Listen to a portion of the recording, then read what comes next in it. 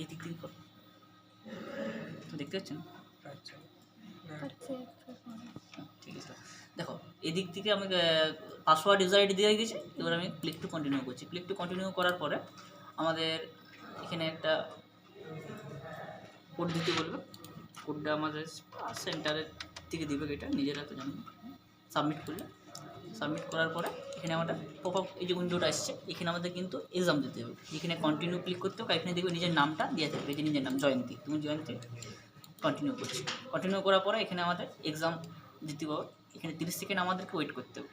30 second wait করার পরে আমাদের এই চেক বক্সটাতে টিক দিয়ে দেবে। টিক দেওয়ার পরে 30 সেকেন্ড ওয়েট করো। বাইরে কোথাও ক্লিক করবে না, শুধুমাত্র যেখানে অপশান থাকবে সেই অপশানের button, next button, previous button, এগুলোতে। যদি অন্য কোথাও যদি ক্লিক করো 3বার মাত্র চান্স পাবে।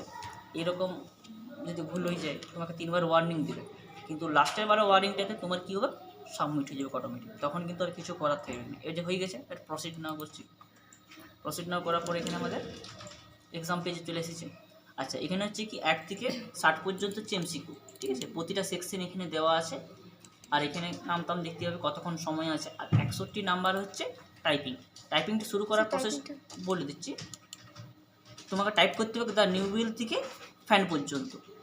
যখন টাইপটা করবে তখন এখানে স্টার্ট যে ক্লক, এই স্টার্ট ক্লকে ক্লিক করতে হবে। স্টার্ট ক্লকে ক্লিক করলে তোমার টাইমিং শুরু হবে টাইপ করার জন্য, এবং 10 মিনিট সময় দেবে। 10 মিনিটের মধ্যে এটা টাইপিং করতে হবে, কিন্তু যত তাড়াতাড়ি করবে নাম্বারটা তত বেশি পাবে, ঠিক আছে?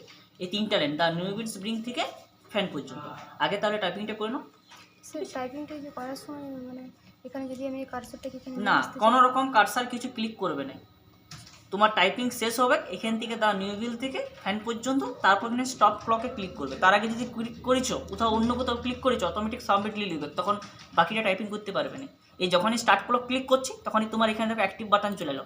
এবার তোমাকে তুমি টাইপ করে যে দ্য ক্লক ইজ রিমেনিং। এই যেমন 9 মিনিট 57 সেকেন্ড আমি যেমন করছি, দেখো যেমন দ্য টিটা বড় হাতে, তাহলে TH দ্য নিউ বিল, এরকমভাবে টাইপ করো। বাইরে কোথাও ক্লিক করার প্রয়োজন নেই, শুধুমাত্র যদি ক্লিক করতে হয় এই ব্লু কালারের যে বক্সটা, শুধু সেইখানে ক্লিক। বাইরে যদি ক্লিক করেছো কোনো প্রবলেম হয়ে যাবে। নাও করো।